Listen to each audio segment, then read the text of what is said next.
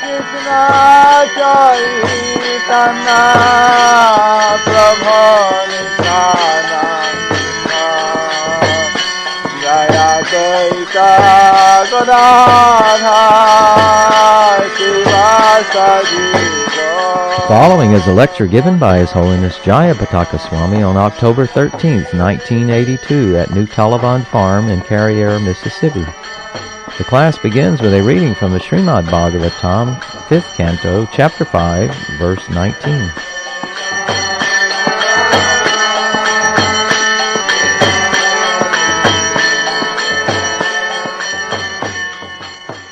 Mukakaroti vachalam phangulanga yate giringa kripatamaham bande sigurum dinatarinam idam sariranga mama durvibhavyam idam sariranga mama durvibhavyam sattvang hime hridayam yatra dharma sattvang hime hridayam yatra dharma prishte krito me yada dharma adat prishte krito me yada dharma adat ato himang rishabham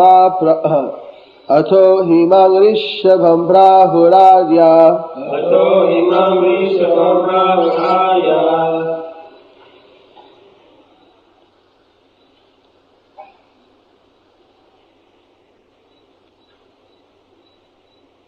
idang sharirang mama durvibhavyam idam sarirang mama durvibhavyam sattvang hime hridayam yatra dharma prishte krito me yada dharma adat ato himam rishabham prahuradya. Translation by His Divine Grace Srila A.C. Bhaktivedanta Swami Prabhupada. My transcendental body, Satchidananda Vigraha, looks exactly like a human form, but it is not a material human body. It is inconceivable. I am not forced by nature to accept a particular type of body. I take on a body by my own sweet will. My heart is also spiritual, and I always think of the welfare of my devotees. Therefore, within my heart can be found the process of devotional service, which is meant for the devotees. Far from my heart have I abandoned irreligion or dharma.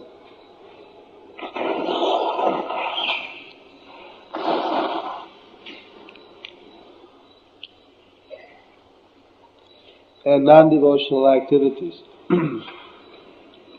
They do not appeal to me. Due to all these transcendental qualities, people generally pray to me as Rishabhadeva, the Supreme Personality of Godhead, the best of all the living entities.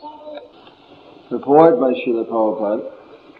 In this verse, the words idam sariranga mama durvibhavyam are very significant.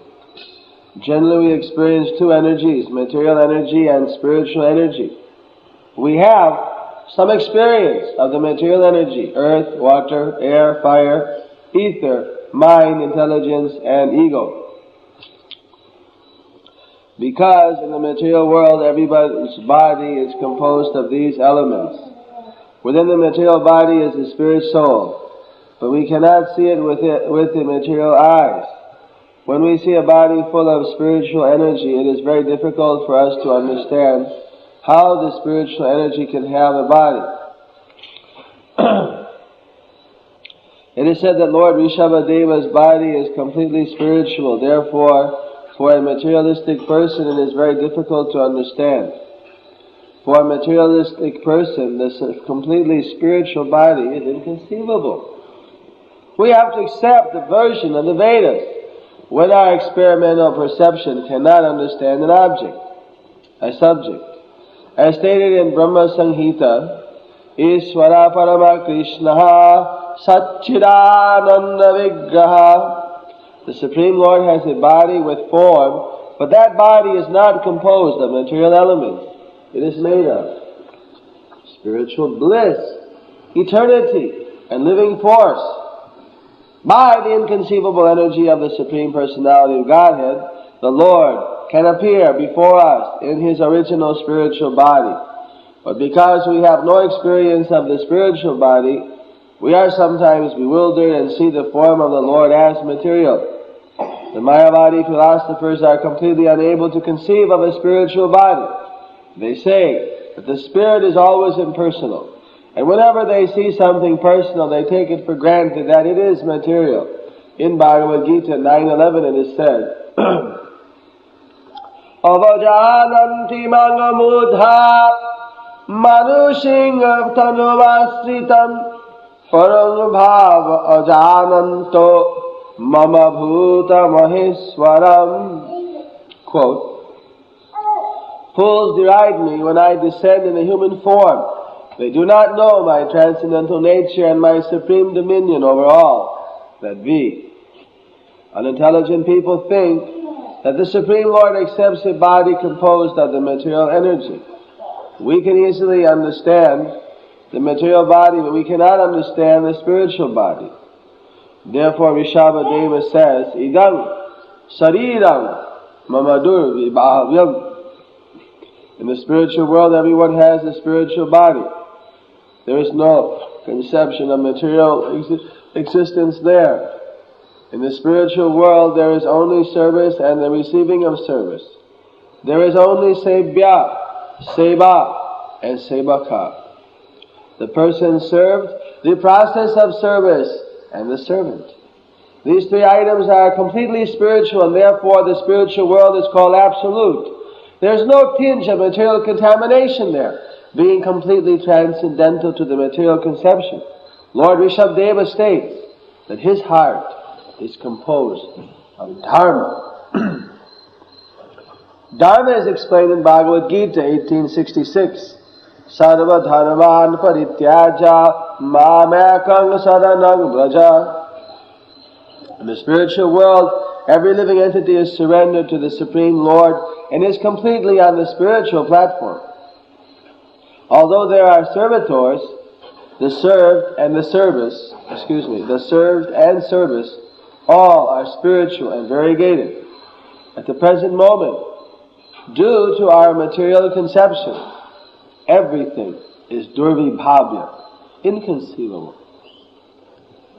Being the Supreme, the Lord is called Rishabha, the best. In terms of the Vedic language, Nityo Nityanam. We are also spiritual, but we are subordinate. Krishna, the Supreme Lord, is the foremost living entity. The word Rishabha means the chief or the supreme and indicates the Supreme Being or God Himself. Thus, in the purport of text 19, chapter 5, canto 5 of the Śrīmad-Bhāgavatam, translated with purports by His Divine Grace Srila A.C. Bhaktivedanta Swami Prabhupada. So here, Rishabdeva is instructing his sons that although his transcendental body looks like a human form, but it's not a material human body. It's inconceivable. It is actually made of spiritual Satchit Ananda truths. This is what the impersonalist philosophers as well as the materialists can understand. This is how God can come to the earth and appear to be like a human being. And here he explains the mystery for his devotees, that he can come appearing like a human being and actually he's not a human being, doesn't have a material body at all. He has a spiritual body which is so versatile, which is so wonderful that it can appear like a human being, look just like a human form, but actually it is made of pure spiritual energy. Actually, this shouldn't be too difficult to understand, because even in the materialists are able to create a body that looks just like a human body, although it's not at all. In fact, Walt Disney in his exhibits, he has got these robots which are able to walk and talk and speak. They have a Mark Twain and a Ben Franklin robot at their latest exhibit, which is famed for being so real that hardly anyone can tell they're robots at all. They walk on the stage and they speak everything. They cost millions and millions of dollars. Well, if a materialist can make a machine that looks just like a human being and talks, then you think that God can't have a spiritual form that can look just like a human form? The materialist can do it from the other materialist, then why can't God do it from a superior energy, an absolute potency like the spiritual potency? So they shouldn't try to limit God, that He can't come down, or that because He comes down then He's just like us, He's another one of the prisoners in this cage. We are in the material world prisoner, but He's always in the transcendental platform. Also, sometimes people accuse God of having bad qualities or causing people to suffer because of various, they try to infer that He has got some kind of defect for that. But here it's very clearly said that actually within the heart of the Lord, there's no adharma, there's no irreligion, there's no non-devotional qualities. Actually, whatever the living entities are suffering or enjoying in the dream of this material world is simply due to their own activities. Somebody wants to cause someone else to suffer. So that's part of the desire. And so then someone else who deserves to suffer is put in that position. So thus everyone is satisfied. There are people here who are not having this type of pure heart.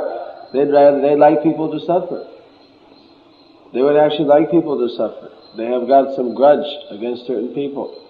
In fact, if they could catch God, they would also even try to make Him suffer, which the demons have shown that they tried to catch God in His incarnation, but instead He just kills them.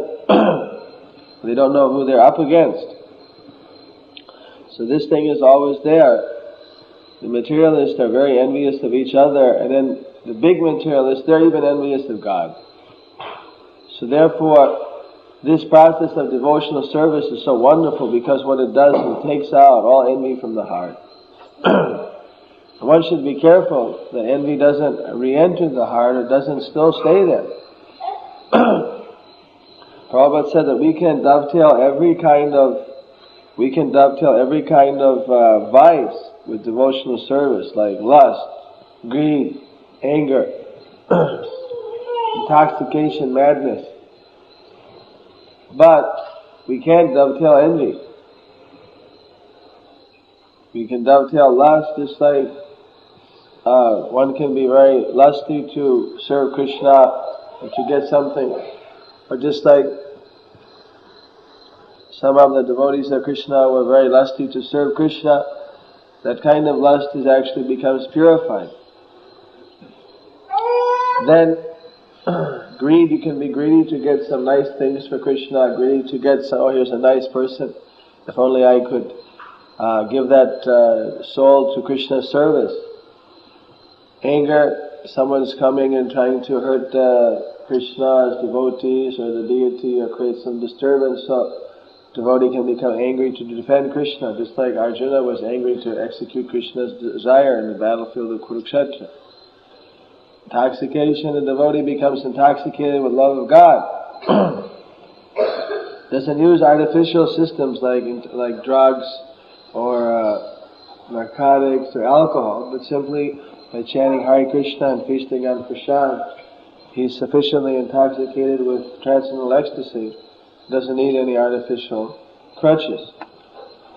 So then, even we know in the nectar of devotion, sometimes the devotees, they become so mad with the ecstasy of love for Krishna that they actually become illusion. Or they mistake that Krishna is in a tree and they hug the tree or something like that. So many things are there, but this envy, or why that devotee is so advanced, or why that devotee has this, or why that, just sheer envy, where that someone else appears to have something that one doesn't, and then so a person becomes wants to bring that person down. You see, that aspect. If someone else has something more than another person, still one shouldn't want to bring that person down. You may want to pull yourself up.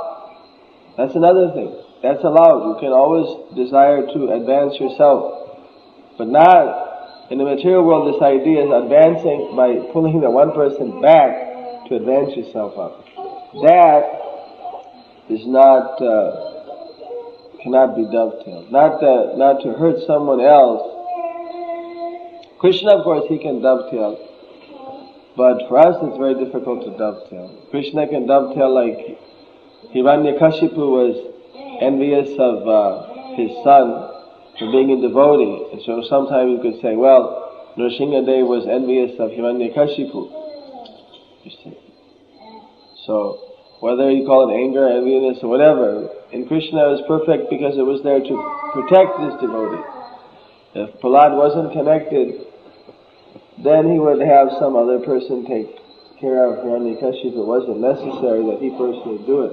He did it to show special favor to his devotees. So this is the quality of the Lord. He's very kind to his devotees. We can see why devotional service is in his heart. Devotional service is therefore so dear to the Lord, it's so intimate that it's in the Lord's heart. When Lord Chaitanya was showing his Mahaprakash, you know the Mahaprakash? So Mahaprakash means that Lord Chaitanya is always in the mood of a devotee. Correct? He's in the mood as a devotee, so we don't generally disturb his mood like that. We don't approach Lord Chaitanya that now you are the Supreme Lord. He goes like, oh, Vishnu, Vishnu, Vishnu, I'm the servant of Krishna. I'm the servant of the servant. Like this. He's in that mood. But one time in Srivasa's house, he became in the mood of Krishna. His original mood as Krishna came out.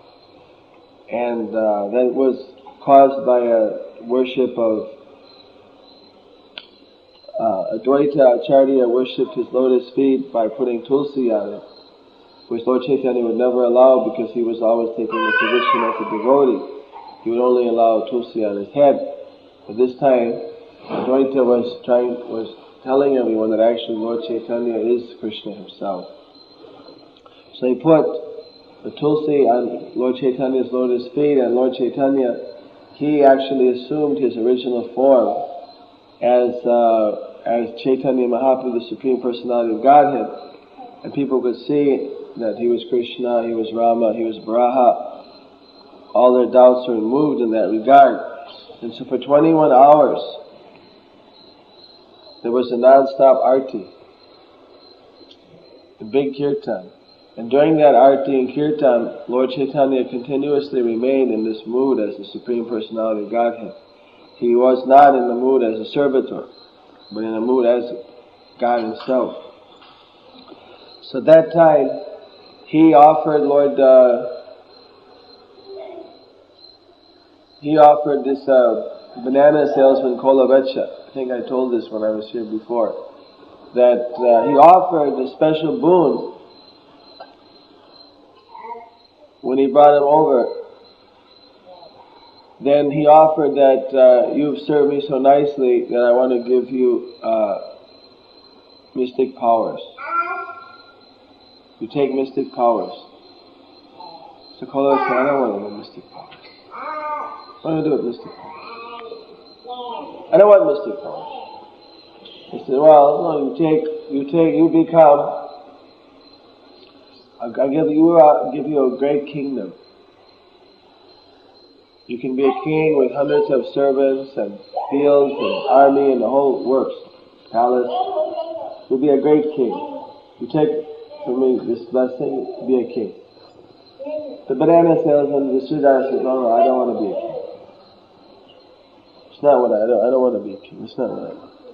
You take liberation from birth and death, old age, disease. Take liberation to the spiritual world. He says, no. I don't want liberation. No, take liberation. Then I don't want to. Well, what do you want? Lord Chaitanya, all I want is that I can see your laughing, smiling face when you used to come up to me and joke with me as a young Brahmana and steal or pull from me various vegetables and I want to continually see that beautiful transcendental face of that young, say, naughty Brahmin. I want to simply serve you life after life.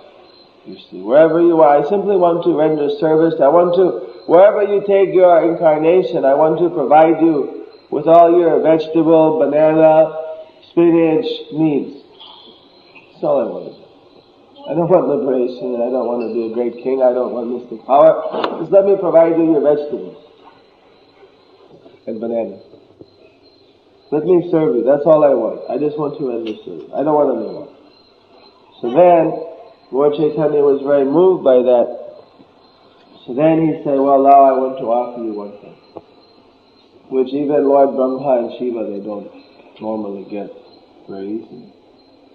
So I'm going to offer you pure prema, pure love for God. Because of your desire, now I'm going to offer you pure love for Godhead Krishna prema. And when Lord Chaitanya said that, and then he benedicted Sridhar with pure love for Godhead, which is immortal and which is pure and complete. All the devotees there, they exploded, Haribo, Haribo, Haribo! The banana salesman got what even Brahma and Shiva couldn't get, all by the mercy of Sri Chaitanya Mahaprabhu. And their whole place exploded. They were jumping up and down. Haribo, Sri Krishna Chaitanya, Jai Gauranga, Haribo, Haribo. And they're jumping and shouting. They were just, and some were fainting. They couldn't believe it. How Lord Chaitanya had benedicted.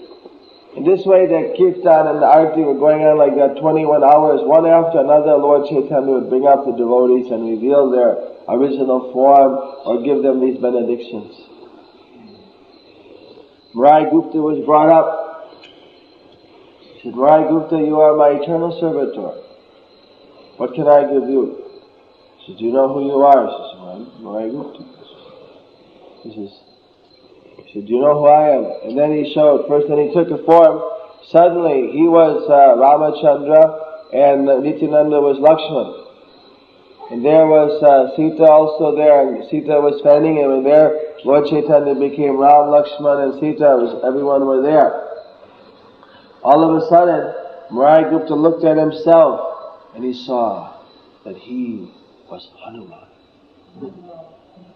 When he saw he was Hanuman, and that there was his eternal Lord Ramchandra, he was so overwhelmed that he fainted on the spot. He became stunned to have that realization that actually his eternal form was that he was Hanuman and he had taken birth in Lord Chaitanya's pastimes just to serve his eternal Lord Ramchandra in his form as Chaitanya Mahaprabhu.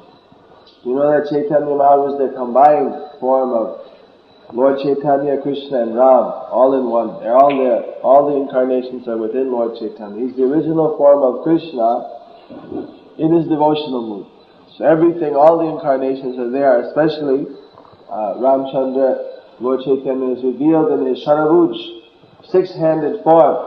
2 arms is Ram, 2 is Krishna, and 2 is Gauranga Mahaprabhu.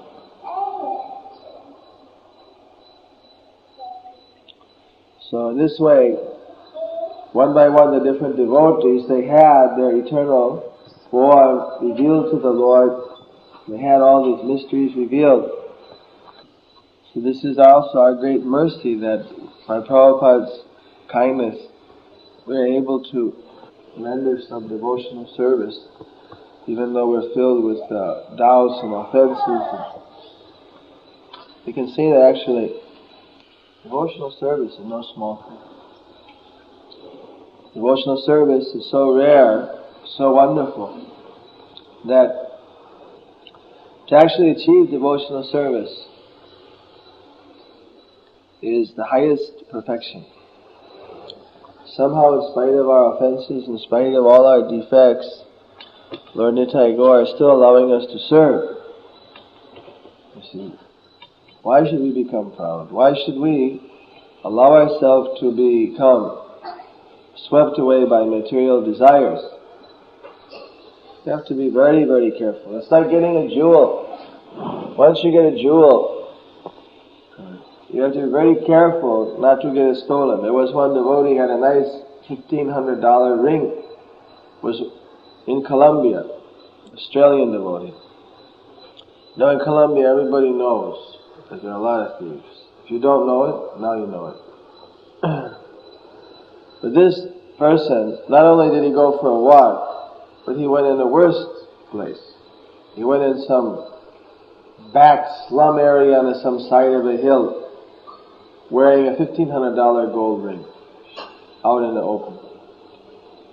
So, naturally, I mean, even there, sometimes there was stories about people getting their arms cut off just to take their Seiko watch or something. So, I mean, he's lucky he didn't get him cut off. Person came up with a gun, held it to his head, said, "Give me your ring." Even then he was hesitating while trying to talk him out of it. He was very attached to the ring, but ultimately decided that he was more attached to living. So, gave him the ring. So, just like that, we have a ring, or we have a jewel. Naturally, we get very attached. When he got back, his wife was really angry. How do you give up such a valuable ring? You know? Well, it was a choice I had. Could have kept the ring, but lost my life. So anyway, this is the situation. You have something valuable. They have to protect it. You can't just walk anywhere, in any place, and do anything in any with anybody and expect that you're going to come out of it scot-free. Right? There's certain places where you just have to be very careful. So this material world, this God, which places in goodness, passion, ignorance. And so a devotee sometimes may associate with goodness, but always avoids passion, ignorance like the plague. Because it knows that there I'll lose the jewel of bhakti. The devotee avoids all the type of offenses in devotional service, just like the plague, because it knows there I'll have my bhakti will be stolen away, or it will be somehow it'll be polluted, or it will be cheated, or something. I'll be cheated, and I'll lose my devotional service. So you must have heard. If you look through the songbook, you see some places. You see some places where it's mentioned that amake banchita korivenna. Don't do banchita to me. You know the meaning of banchita? Actually, even though I know Bengali, I never looked up this word for a long time. I just took don't cast me away or something like that. You know, I never, for some years I didn't bother to look it up. What was actually the exact meaning of banchita? But then when I learned the language, well, banchita means something altogether. What banchita means? It means cheat. We pray to Krishna, don't cheat me. Don't let me be cheated by Maya. For Maya is going to offer me some imitation happiness, some imitation truth, some Maya, it's illusion. And I'll be cheated, and instead of taking you, by being cheated, I'm going to go off and take some imitation happiness, some imitation reality.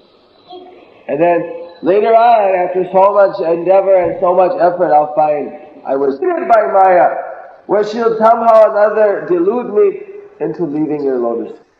And then after who knows how many births or how many millenniums, again I'll find myself here again praying to you.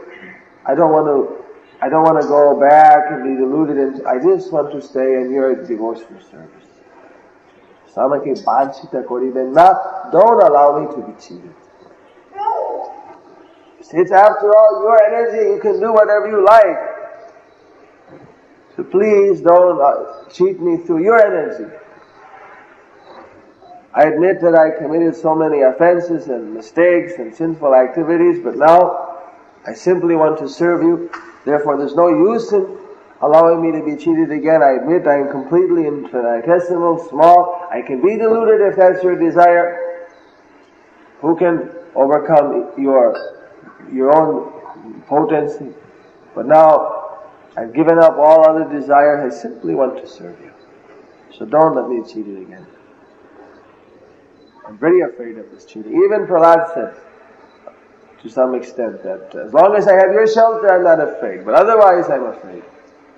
I'm afraid of losing your shelter because then I'll be cheated. Lose the shelter of Krishna, then Maya, she can cheat us. She's expert. Maya, what is not? She knows how to present something in one way, and it's not that.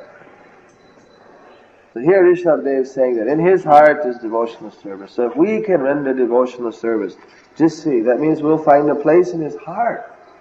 So you can understand how dear the devotees are to Krishna, that he's giving them a place in his heart. The devotee serves the lotus feet of Krishna, but Krishna is so kind, he brings him up to his heart. So then devotees should also be careful that if we're running devotional service, we're coming up to the heart of the Lord. We can't turn around and then forsake Krishna. Of course, he is very transcendental. If we don't put someone in the heart, unless he is sure that that person wants to eternally serve him, once you put there, then of course, there's no higher perfection. Then one is engaged in this intimate service with the Lord. Jai Sri Krishna Chaitanya Prabhu Nityananda Sri Dvaita Gadadhara Srivasadi Gaura Bhakta Vrinda Hare Krishna Krishna Krishna Hare Hare Hare Ram Ram Ram. Any questions? Yes? So I'm not sure, Jai, but because we're devotees and we're supposed to cultivate our spiritual lives, the question is, how can we actually really understand Krishna on one hand through the scripture and feel like we're advancing, but on the other hand, we're doing this work, this devotional service, and maybe it doesn't allow us enough time to practice revealed scriptures, learning the scriptures. So how can we be guaranteed, even though there's devotional service, that we can be assured that the end will be taken back to Krishna, even if we don't really have effective understanding of his pastimes and activities? Prabhupada gave me a service of building Mayapur, and then at that time, day and night, we had 2 ships of construction. We were working, 600 people working under us, 3 devotees. So then I went up to Prabhupada and said, I just want to take out 2 hours a day for reading books, because I'm not getting any chance to read, so I want to take out. Prabhupada became angry at me. He said, you think that there's difference between serving and building my project and reading my books? You see any difference?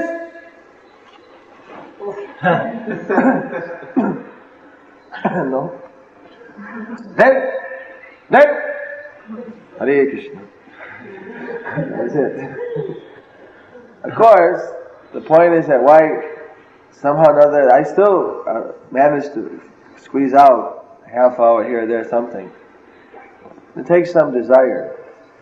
This idea that we have to stop our service to read. Actually, if we really go through our schedule, cut down our eating, cut down all the little times that we're wasting our 20 hour for whatever.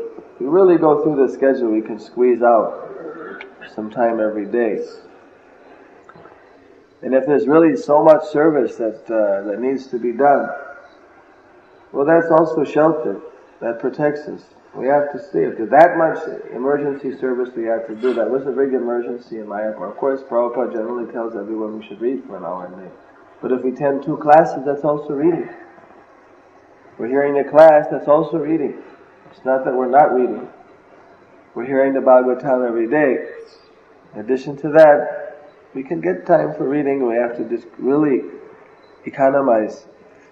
That way, if we have a desire that we want to do our service so quickly and so perfectly, so that we can get a little time for reading, not a little more time for sleeping, a little more time for gossip. As soon as we get a little time, we sit around and start to gossip.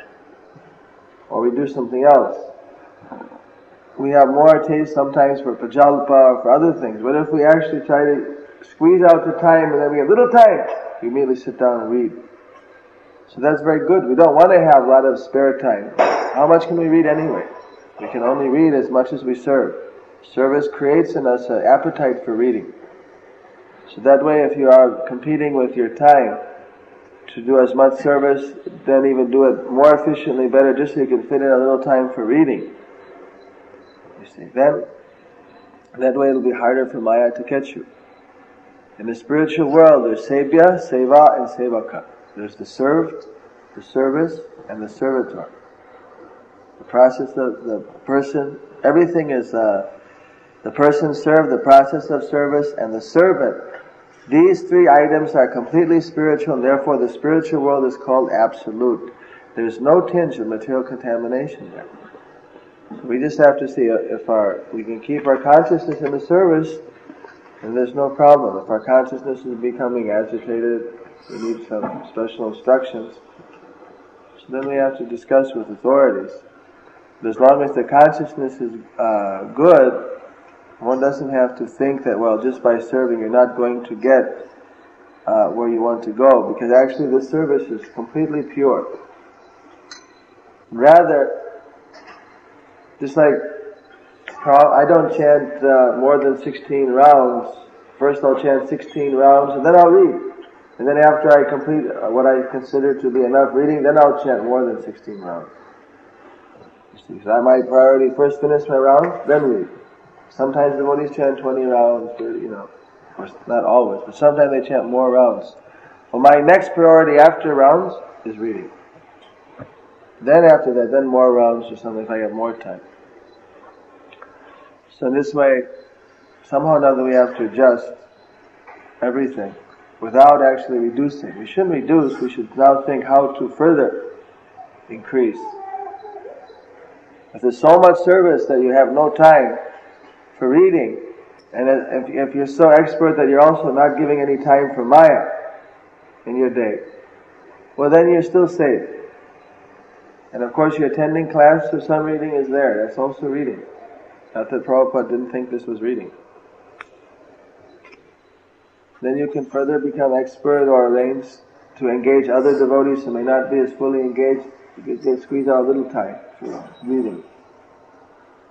But our goal is not to reduce service, but somehow fit everything in, increasing as far as possible.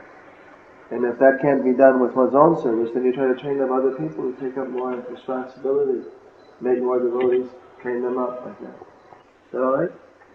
Hare Krishna.